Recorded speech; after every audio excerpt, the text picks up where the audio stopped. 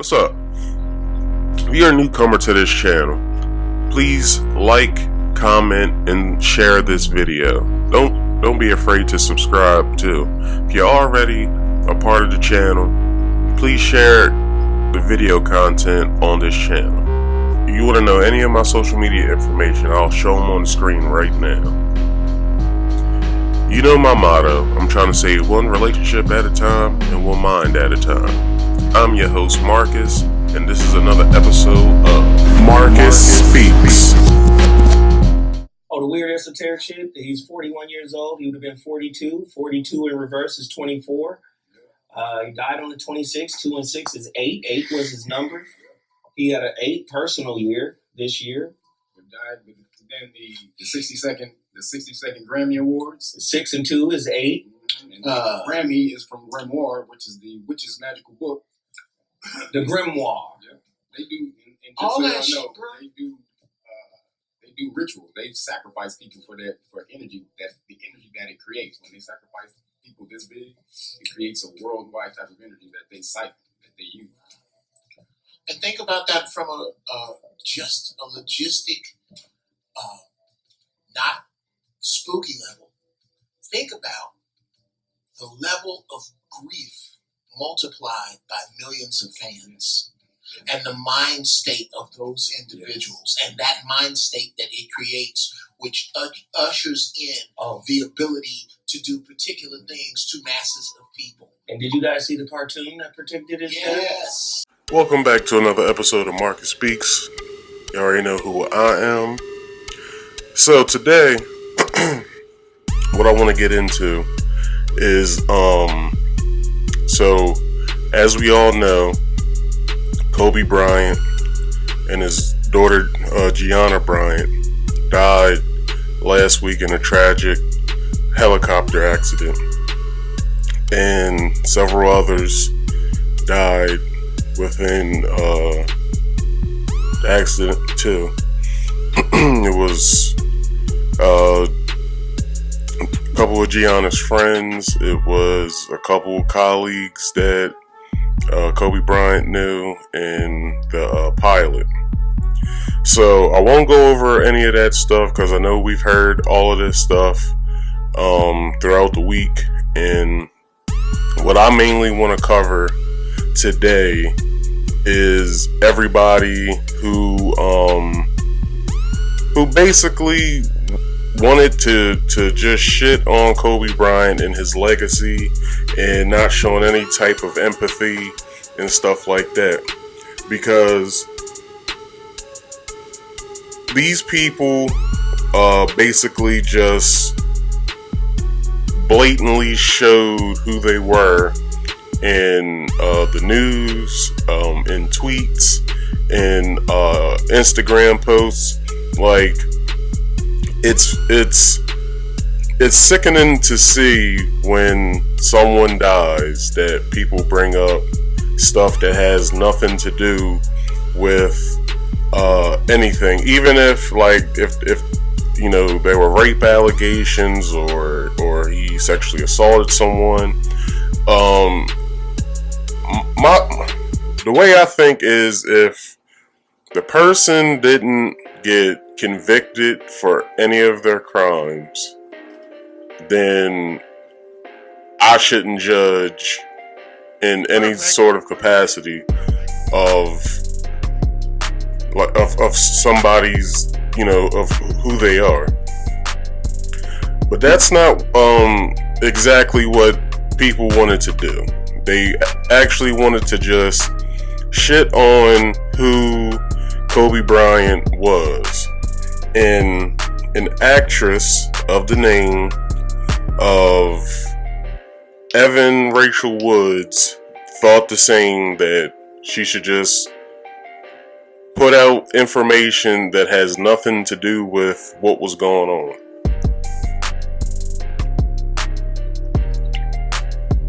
She basically blatantly tried to hold Kobe Bryant in high esteem while shitting on him at the same time.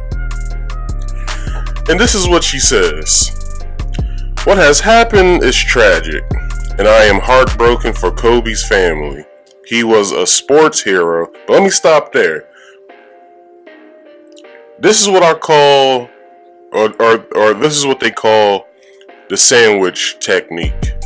It's you give somebody high praise, you give them a critique, and then you give them high praise. Now, I'll keep reading, or I'll reread what I just read and get into everything else. What has happened is tragic. I am heartbroken for Kobe's family. He was a sports hero. He was also a rapist. And all of these truths can exist simultaneously. I don't understand what the hell she was trying to get at it at, but she had no empathy at all about someone who basically everybody who watched basketball looked up to. He also was looked up to LeBron James and several other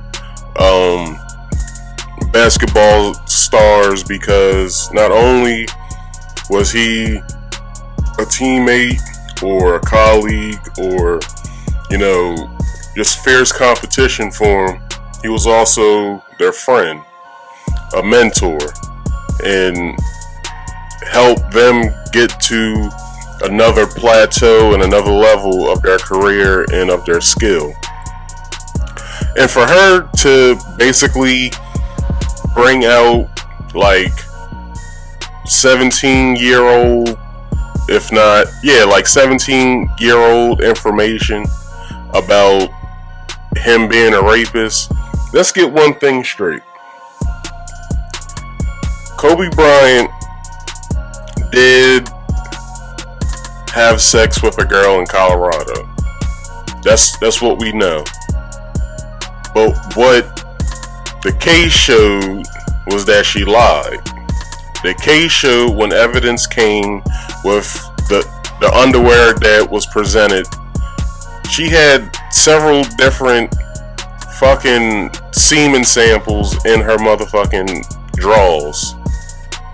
But with this whole Me Too bullshit that is coming about and trying to denigrate people such as Kobe or Russell Simmons or Michael Jackson and stuff of that caliber, people want to look at bullshit that people were acquitted from, people were that don't even have any type of fucking like any sort of like glue to it to where it can stick to these people. Like, people aren't like thinking now. People aren't thinking now at all. So this is what I'm so to get on that, this is what I'm talking about. So as always, when somebody says something crazy and that's a famous person or an actress, people get outraged from it, and then the actress or sports star or whatever has to issue some sort of an apology to mend fences. So this is what she had to say. Beloveds, this was not a condemnation or a celebration. It was a reminder that everyone will have different feelings, and there is room for us all to grieve together instead of fighting. Everyone has lost. Everyone will be triggered. So please show kindness and respect to all. So why didn't she take her own advice? Like, she basically, without even thinking, made herself look stupid. So you put out a tweet saying one thing, that the world mourns and all this other stuff, but then you put out another tweet talking about basically respect what I had to say, but grieve in silence, but make sure that you respect everyone when it comes to something like this. Like, you're not even taking your own goddamn words in consideration. You just made yourself look dumb. So I don't even like. I think this lady is an actress on Westworld. I think she also played in the Frozen movies, I think. So Frozen 2 or Frozen 3, whatever which one should be slated to come out again. I don't think that she'll probably be in that movie from this. But as the world turns and it comes to that, she'll probably be forgiven for what she said. It'll probably come up in certain interviews and stuff like that. She'll have some sort of a fucking answer for it, as always. And then she'll get high praise and high esteem if she does a good job on season whatever of Westworld, get a whole bunch of fucking awards, and then everybody forgets. Like, what kind of fucking bullshit is this that people can say whatever the hell they want when someone is dying, but or is dead, but then when it comes to people wanting answers for your words, you basically throw it in people's face to be respectful to how someone should feel. That's a bunch of bullshit.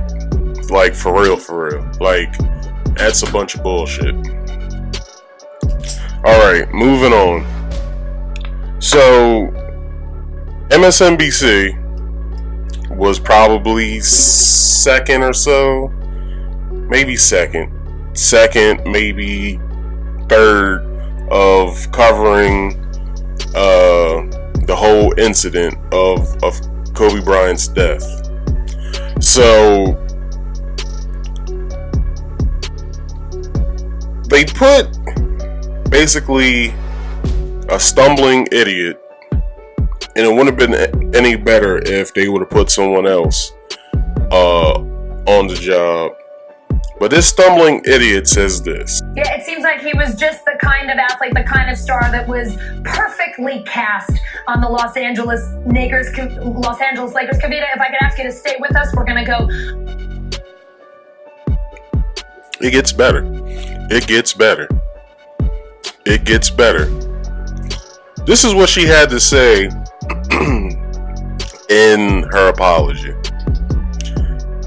Earlier today, while reporting on the tragic news of Kobe Bryant's passing, I unfortunately stuttered on air, combining the names of the Knicks and the Lakers to say Nakers. Please know I did not and would never use a racist term. I apologize for the confusion this caused. Bitch, you knew what you said. We heard niggers. If I gotta play it again, I'll play it again. Go ahead, run this shit. Yeah, it seems like he was just the kind of athlete, the kind of star that was perfectly cast on the Los Angeles Lakers. Kavita, if I could ask you to stay with us, we're gonna go. You paused before you said nigger. Like, who the hell did not hear you not say nigger? Like, who in the fuck did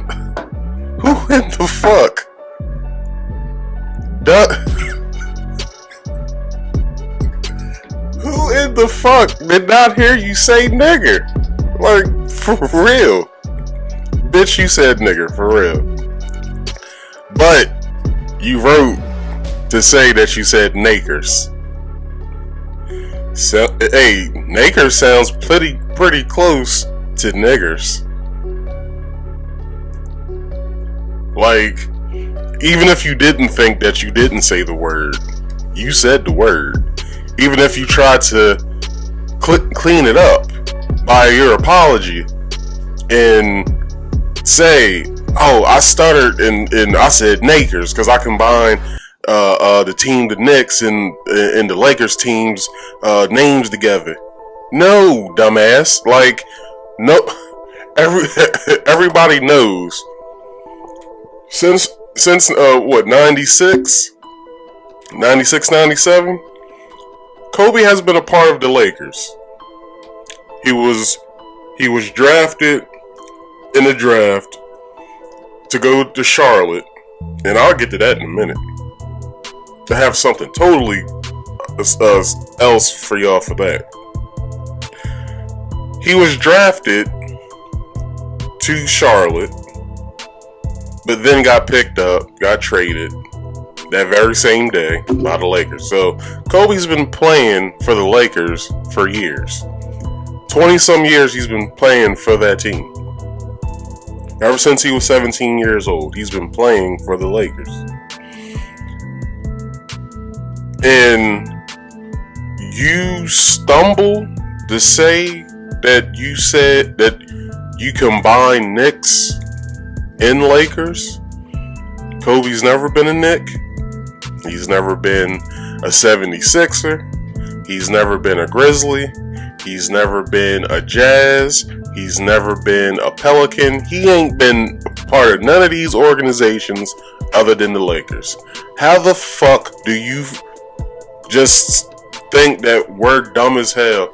And this is what it is, y'all. They're trying to put the wool over our eyes to think that we're dumb. Especially black Americans. They think that we're stupid as fuck. And I don't understand where they get in the audacity that they have. And you know what? This is what I'll run. I'm gonna run y'all probably a 2-minute clip of people who said racist shit in the news. Run that shit. Some Rutgers, man, they got tattoos and some hardcore hoes. That's some nappy-headed hoes there. I'm gonna tell you that now. Man, that's some. Ooh. And the girls from Tennessee, they all look cute, you know. So, like kind of like a, I don't know, Spike Lee thing. Yeah. The Jingaboos versus the Wannabes. Yeah, that movie that he had. Yeah, it was a tough. Do the right thing. I don't know if I'd have wanted to beat Rutgers or not, but they did, right? Controversy on The Real Housewives of New York with Luann, as she dressed as Diana Ross, and she made her skin look darker than it really is, and people said that was racist. And I don't know, I thought, like, who doesn't love Diana Ross? She wants to look like Diana Ross for one day. I don't know how, like, that got racist on Halloween. But what is racist? Because truly, you do get in trouble if you are a white person who puts on blackface for Halloween, or a black person who puts on whiteface for Halloween. Like, back when I was a kid, that was okay as long as you were dressing up as, like, a character. Black is the better athlete, and he's bred to be the better athlete because this goes back all the way to the Civil War, when during the slave trading, the slave owner would breed his big black to his big woman, so that he could have a big black kid. And is it equal? What about in sports? Well, they've got everything. If they take over coaching like everybody wants them to, there's not going to be anything left for the white people. I mean, all the players are black. I mean, the only thing that the whites control is the coaching jobs. Now, I'm not being derogatory about it, but that's all that's left for them. The black talent is beautiful. It's great. It's out there. The only thing left for the whites is a couple coaching jobs. Yeah, maybe we need to get more black coaches. Oh, it's all right with me. Okay, well, I'm sure that they'll take over that pretty soon, too.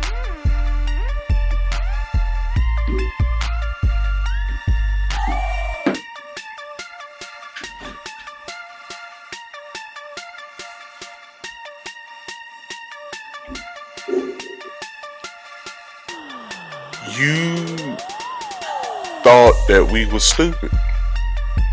Don Imus, clearly on air, I think it was his radio show, he said nappy-headed hoes. What was it, Jimmy the Greek? He said that racist shit. The the big black and blah blah blah. Like, he said that shit, but to put Jimmy the Greek's shit in context, it was during racist America. This is between, I think he said that between like the 50s and the 60s, maybe the 70s, but I think it was the 50s or the 60s he said that shit. So that was the way of the world then, or the way of this country then. Still is, because as you can see with Megyn Kelly's remarks, my friend and I dressed up in blackface, and we didn't think it was anything bad about it. Let me bring this up. In the Netherlands, with I think it's like December 4th until Christmas, it's a thing that they do called Zwarte Pieten, where the Santa's helpers have afros and basically white people are in afros and is dressed in blackface with big ass red lips. But the person playing Santa Claus, he's clean as a whistle. It's because they're trying to say that the helpers go down with Santa. Since Santa's magical as hell, he doesn't get any of the soot that's in the chimney, but the elves do. So they come out with nappy hair and black faces.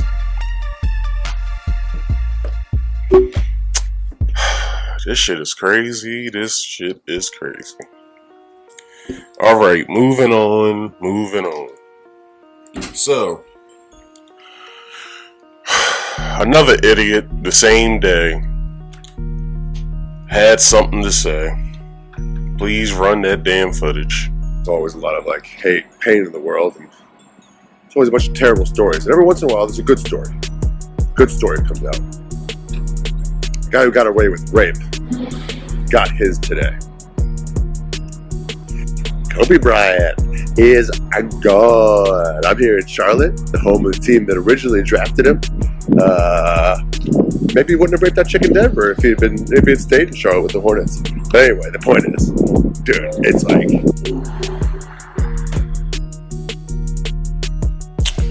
it gets better. It gets better. You ready for this? This is his apology. Every time a beloved celebrity dies, I post something horrible about them. I've been doing this for years now. I like destroying gods. Wait a minute. You like destroying gods.